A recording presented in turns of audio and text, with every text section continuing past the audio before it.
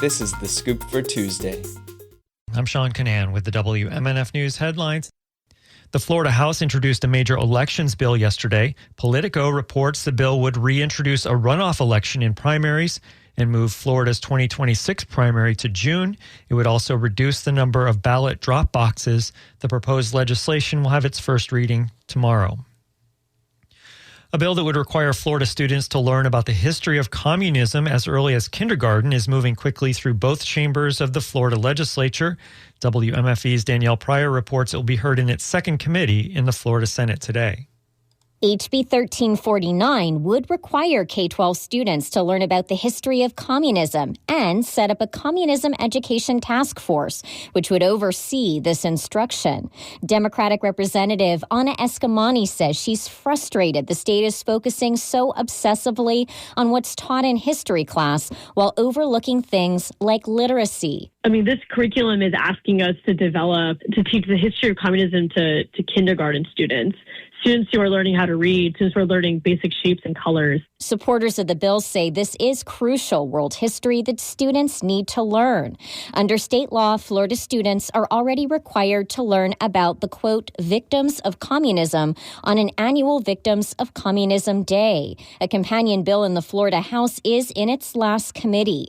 In Orlando, I'm Danielle Pryor. The state Senate passed a bill last week regulating cannabis products. WMNF's Jimmy Rosilio reports the bill targets over-the-counter sales.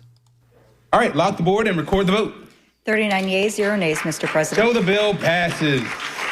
The Florida Senate passed SB 1698 in a unanimous decision Thursday. The bill sets caps for the THC levels in certain items.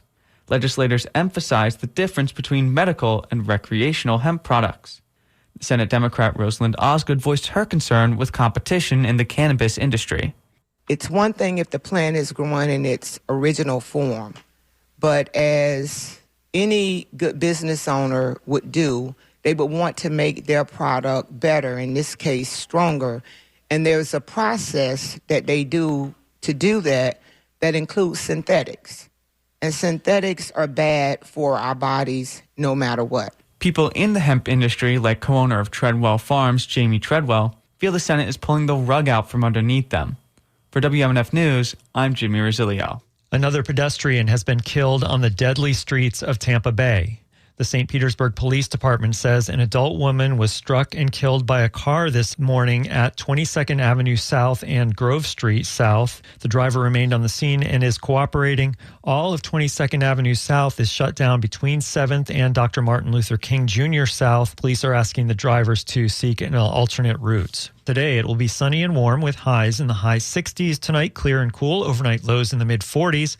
Tomorrow, mostly sunny and warm with highs near 70. I'm Sean Canan with the WMNF News headlines. This is The Scoop, recorded at WMNF Tampa.